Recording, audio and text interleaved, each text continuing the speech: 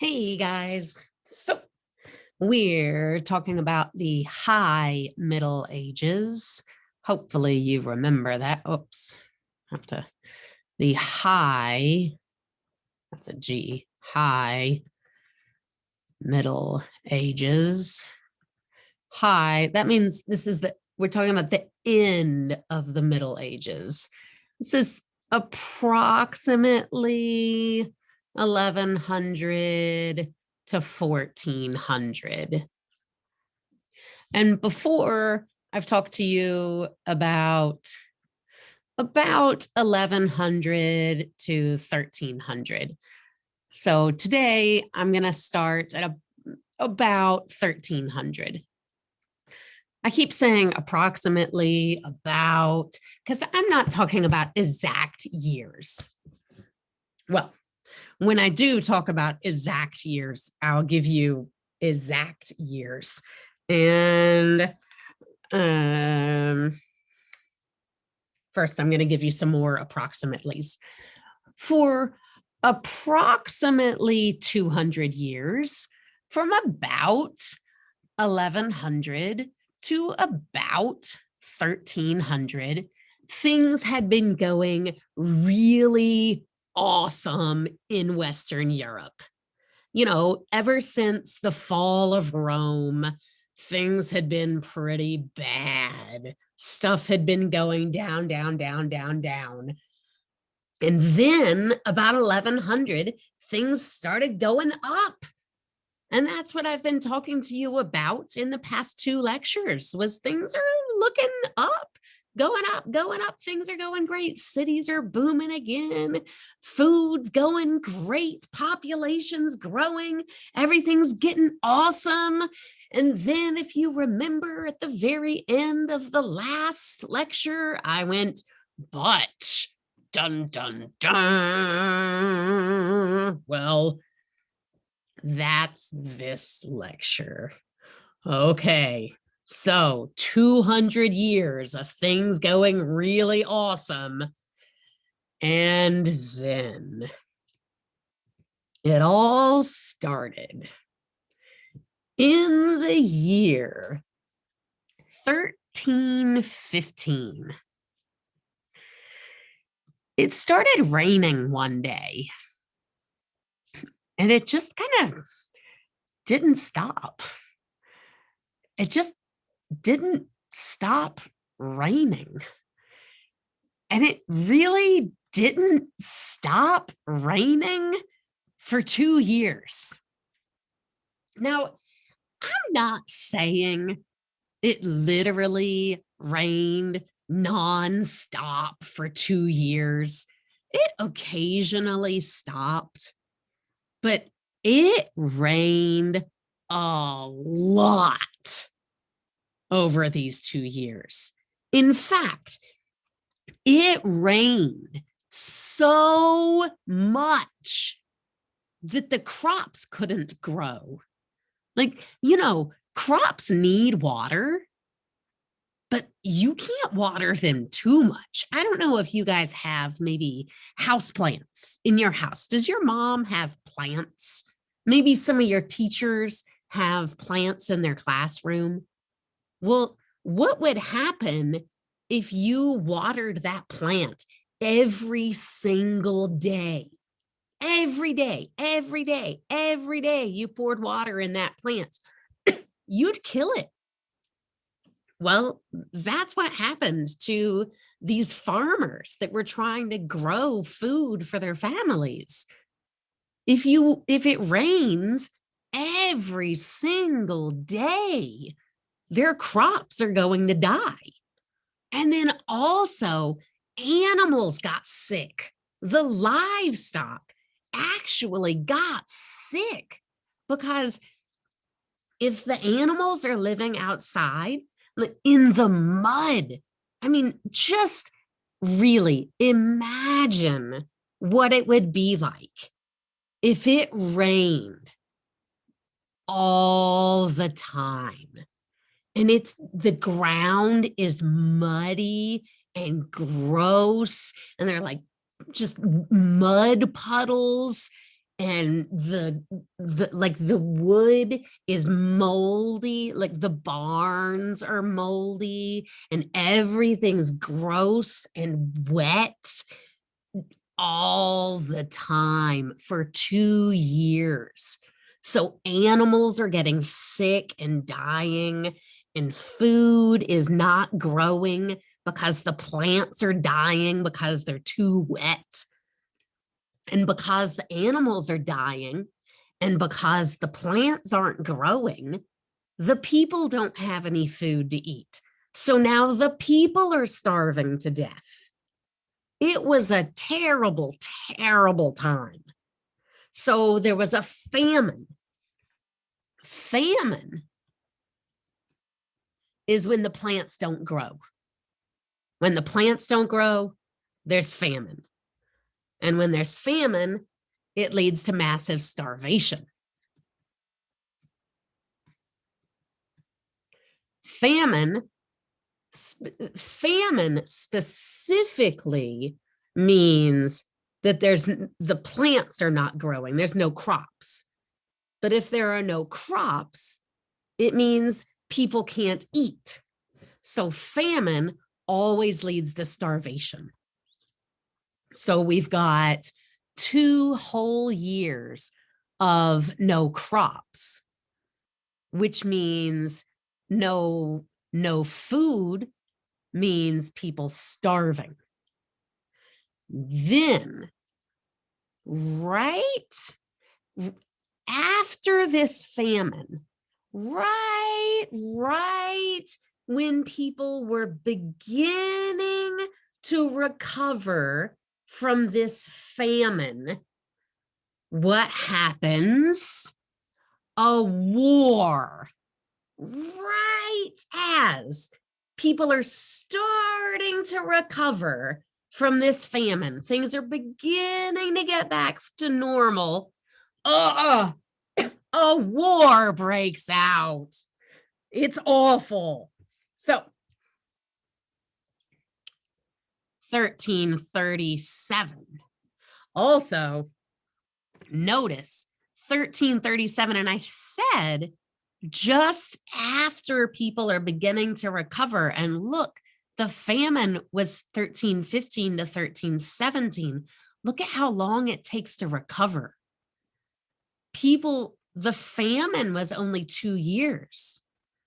But when people starve and people die, if you have no food at all and people are starving and people are dying for 2 whole years, it takes a long time to recover from that. It takes a really, really long time to come back and for life to get back to normal. And life was just beginning to really get back to normal when a war breaks out. So I'm going to clear this and tell you about this war. So the King of England,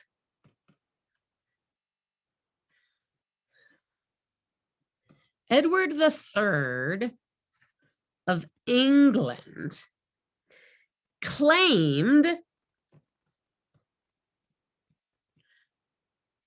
the throne of France. And the French were not happy about that. And there was a war. And that war was called the 100 Years' War. It lasted from 1337 to 1453. Now, I'm going to stop. I thought about doing a whole bunch of research on the 100 Years' War and teaching you guys all about it because I thought you might be interested in it. And I did a whole bunch of like mental going back and forth about it. And then I decided to just not. I decided not to, because there's so many things to learn about in history. There's so many things to learn about in history. And the 100 Years' War is just really, it's just not that important to know all the details about it. But I tell you what, if you, I'm talking to you personally, if you are interested in the 100 Years' War, you don't have to do the research. You can ask me and I will make you a video about it. Write me, ask me a question, and I'll make you a video about it. But if not, everything that I've written right here and what I'm going to write on the next page is everything you need to know about the 100 Years' War. Learn that Edward III of England claimed that he should also be the King of France. And the French people, of course, didn't think that he should be the King of France, and they went to war over it. And they fought for more than 100 years over this. And this led to yet another famine. And why did that lead to a famine? Well, because if you've got two countries fighting for an entire 100 years, nobody's farming. They weren't farming. And even the people that were farming, you've got armies trampling all over the farmland and destroying the farms. So the farms were getting destroyed and people weren't eating. A little bit more about this. I said country. It's odd. It's really hard to talk in terms of countries because countries really didn't exist at this time. There were no countries, they were kingdoms. There was no such thing as a country at this time. If we had a magical time machine and we could go back in time to the year 1337 and we told someone, "Oh, I'm in the country of France," they would be like, "Huh? What is a country?" They wouldn't even know what that meant. There was no such thing as a country. There were kingdoms. This land is led by the king of France. It's a kingdom. This land is led by the King of England. This is a kingdom. I just use the word country because that's the word that you guys are familiar with. But these wars, they actually were the very, very beginnings of people feeling an allegiance to their land. Because remember, this time was feudalism, when people's real allegiance was to their lord, their master. The peasant had their allegiance to their lord, and the lord had his allegiance to the king.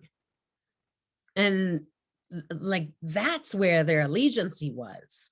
But now things are kind of shifting a little bit, just the tiniest little bit. And people are starting to think, maybe my loyalty is to England instead of my loyalty being to my king. My loyalty is to my country. it wasn't a very serious thing yet. It was just the teeniest, tiniest little thing that was kind of going on in the back of their minds. They were beginning to think like that. Okay, so it was during this war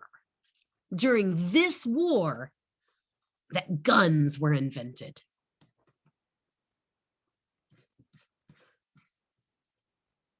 During this time, it wasn't literally the 100 Years' War, but it was this time period that guns were invented. So this is the first war on European soil that guns were used. And so Europeans were noticing for the first time ever that knights were on their way out. Because, knights and their chivalry, knights fought on horses with their jousts. And if that wasn't going to work with guns. And okay, that's everything you need to know about the 100 Years' War. All right. Oh, wait, no, I lied. There's a little bit more about the 100 Years' War. Joan of Arc.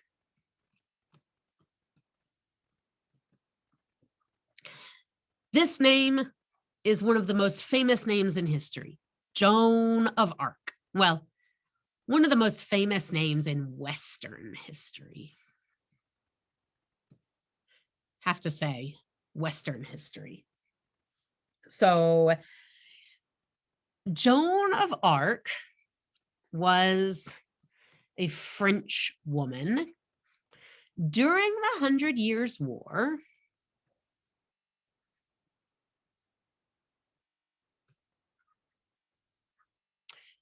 This is an apostrophe. It's like possession, the 100 Years' War. It's not,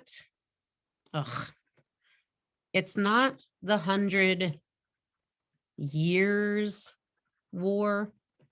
It's the 100 years, like possession war, it belongs to 100 years. It's the 100 Years' War. Okay. During the 100 Years' War, there was this woman named Joan. And Joan heard voices from heaven speaking to her. And these voices from heaven told her to dress up like a man and lead an army to defeat the English. The French at the time were losing the war badly. The French were losing very, very badly. Everyone knew the English were going to win the war. It was looking really bad for the French. The English were gonna win. And Joan of Arc, well, Joan, she was just Joan at the time. Joan heard voices from heaven tell her to dress up like a man and dress up, become a knight, and lead the French army become a fearsome knight, lead the French into war, and defeat the English. Well, she was caught by the English. She was accused of heresy. Heresy is going, heresy is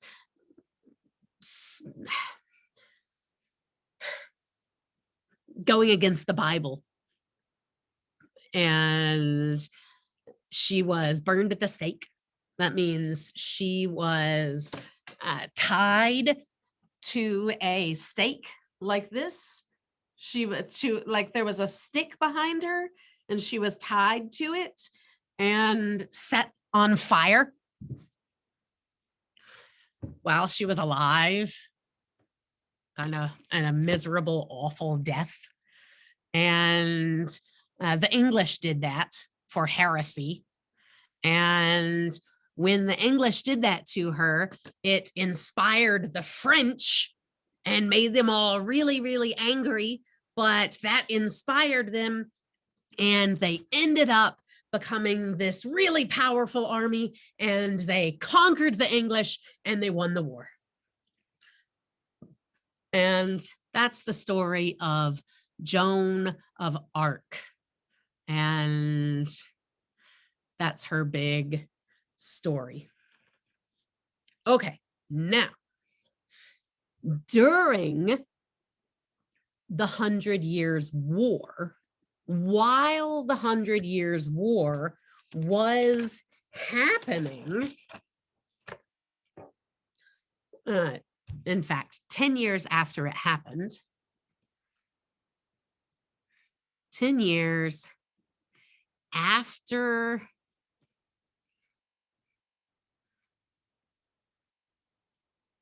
the 100 Years' War began. Okay, 10 years after the 100 Years' War began, a terrible, terrible sickness came to Western Europe. Well, came to all of Europe. And it was a terrible, terrible sickness. So remember, all of this is happening at the same time. It was this miserable thing. Things had been going awesome in Western Europe. Things had been great for 200 years. Things had been getting better and better and better and better. And then there was this miserable weather thing where it rained for 2 whole years. And there was famine and sickness. And then there was war for 100 years. And now there's a sickness. Okay, so what happened was in Central Asia, which is pretty much where we live. We live in Central Asia. I'm going to open up a map. Google Maps. Kazakhstan.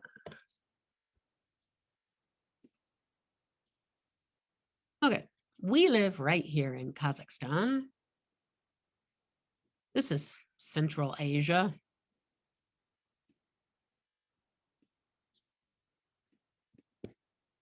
Okay. And so somewhere, we don't know exactly where it began, but somewhere around here, a really, really nasty, nasty disease began where people break out with these buboes, which are like these big, swollen, like pustules, big, big, swollen, gross things. And usually within a couple days, they die. And the way it spread was the way any sickness spreads, through cargo. So you get on a ship. If someone gets on a ship right here and sails down here, let's say to Iran, and then let's say they come over here to Turkey, and then they get on a ship and they come over here, and then they get on a ship. Now, every single person they got in contact with all have the disease. And all these people that they contacted with in Turkey, now they're all coming over here. Let's say some of them come over here to Syria. Everybody they talk to in Syria, they all have the disease. They come over here to Greece. Everybody they talk to in Greece has the disease. Let's see if I can write on this. I don't know if I can. Oh, I wish I could write on this, but I can't. So they get on a ship. They come over here to Italy. Everybody they talk to in Italy has the disease. I bet I can pull up a picture. Spread of bubonic plague map. Here we are. There we go. Here's where it started. And here we go. It's saying it started here.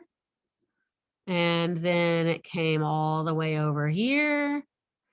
And then it goes up here, came down here.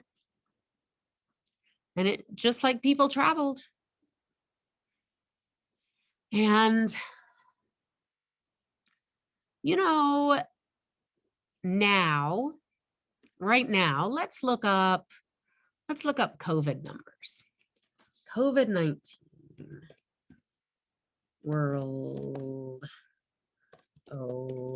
meter COVID.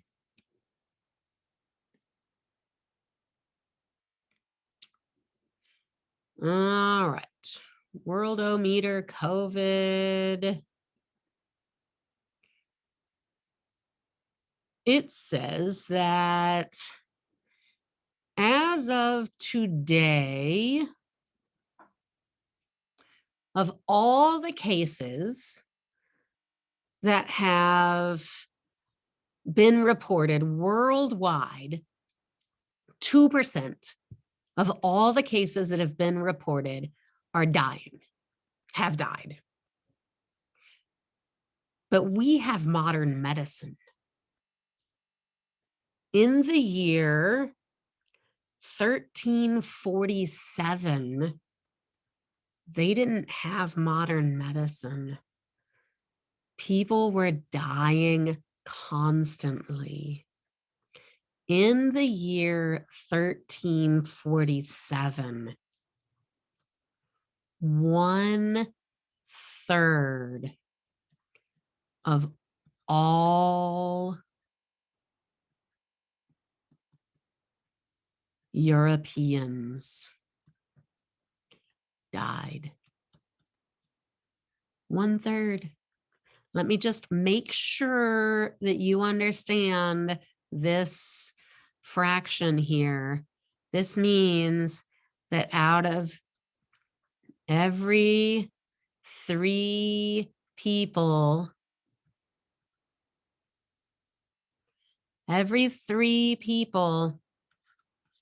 one of them died. So if there were 6 people, 2 of them died. If there were 9 people, how many people? 1, 2, 3, 4, 5, 6, 7, 8. 3 of them died. In Europe, 1/3 of all people died because of this sickness. And all of this happened all at pretty much the same time. This famine that wiped out a whole bunch of people. And then the 100-Year War. There was a war killing people, and the war triggered a famine. And then this sickness. So the people called the sickness They called it the Great Dying.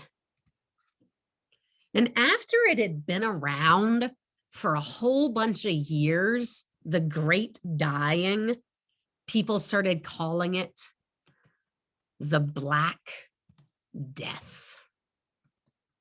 The Black Death. And back then, medical care was miserable. Nobody really knew anything at all about medicine, and nobody really knew what caused sickness or how sicknesses spread. And nobody knew where this illness came from. We know now that this sickness, that it spread, there were a couple different strains, just like right now, COVID-19. There are a couple different strains of COVID-19, but we know that it spread differently. We know that the Black Death, we know one strain was spread by fleas, and we know that at least one strain was spread, just like COVID-19 is spread, by droplets in the air. And the fleas, the people at the time actually were, they at the time, they thought it was the rats. But it wasn't actually the rats. What it was it was the fleas that were on the rats. So the fleas, I don't know if you guys know what fleas are. Fleas are little bitty insects that suck blood. The fleas will jump, they'll suck blood from anything. They'll suck blood from you. They'll suck blood from dogs, from cats, from any animal with blood in it. So a flea will jump from a dog to a cat to a rat to you, back to a rat, back to a dog, to another human, to your mom, to a dog, to your dad, to your little sister, to a cat. And that's how they spread disease, because the flea itself is carrying the sickness. And if the flea itself has the sickness, then it gets it from, it will get it from you, and then give it to, and then hop onto a cat, and then ride on your cat to your neighbor's house, and then hop off the cat and onto your neighbor, and then bite your neighbor, and now your neighbor's sick. But they thought it was the rats. They didn't realize it was the fleas. Okay. And oh, this was sad. So poor people, just like today, poor people died at a much higher rate than rich people died. But it was different. Today, rich people can afford better medical care. Back then, better medical care didn't exist.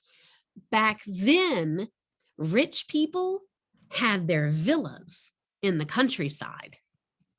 So back then, rich people often fled the city and would go live in their villa.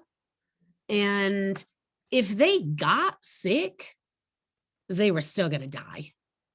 But they had a better chance of not getting sick because they could just go to their villa and stay away from everyone else and hopefully not get sick. But the poor people, they didn't have that choice. And so most of the people that died were just the poor people. And it was really, really bad. The streets were just full of dead people, and the smell of dead, rotting people was everywhere.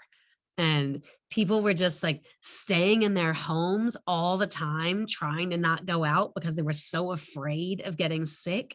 And people would only know that their neighbors were dead because they could smell like dead people coming, like the stench of death coming out of their neighbor's house. It was nasty and gross. And there was just like death everywhere. It was a horrible, horrible time to be in Europe. And let's see. So, like I said, a third of society died. Third of society died. So all of society was shaken up. Society was shaken up. That means, what does shaken up mean? Maybe destroyed. It was different. It couldn't go back to how it was. Things were never going to ever go back to how they were before, because now there weren't as many peasants as there were before. Now the lords were desperate to have work done for them. And because they were desperate for work to be done, the people that used to be these peasants, they could demand pay. They had never been paid before. Now they could go to these lords and they could say, well, yeah, sure, I'll work your land, but you're going to have to pay me to do it. And then if the Lord was like, I'm not going to pay you to do it, they could just walk away and go to some other manor and say, I'll work your land if you pay me. And that guy might say, okay, I'll pay you. And it was pretty cool. And for a while, there in 1381, there was actually a peasants' revolt. This is where the peasants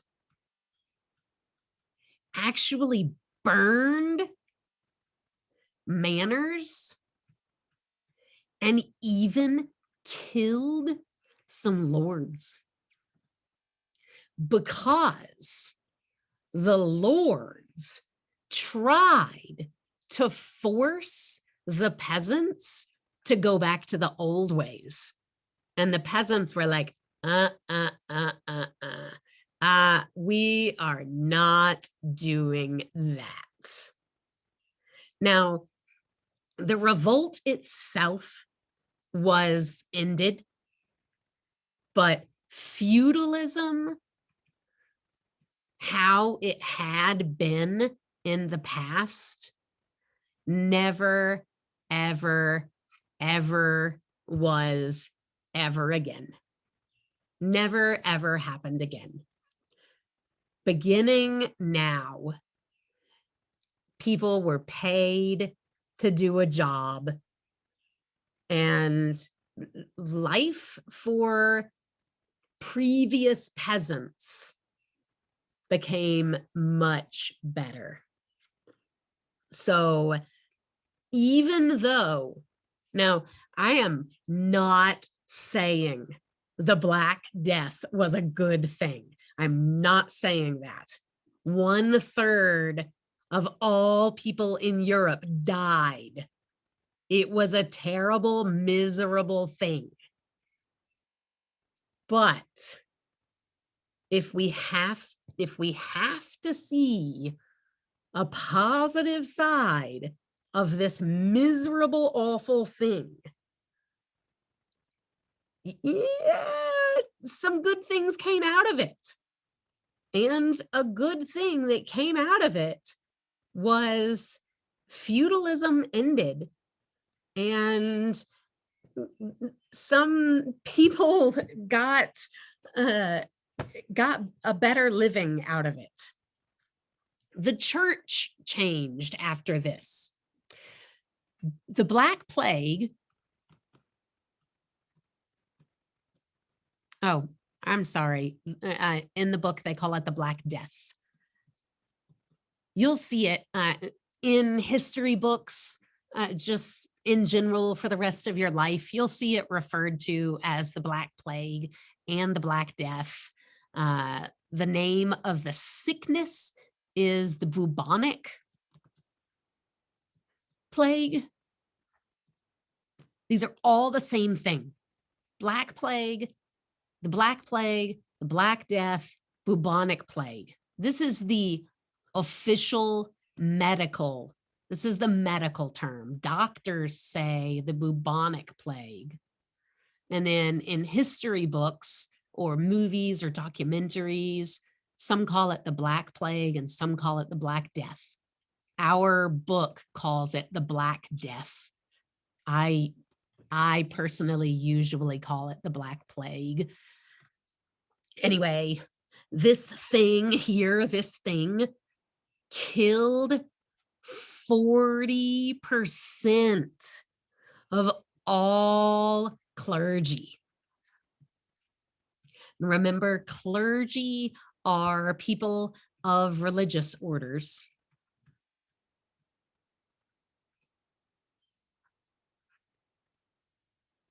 And at this time, we're talking about, we're in Western Europe, so we're talking about Roman Catholics.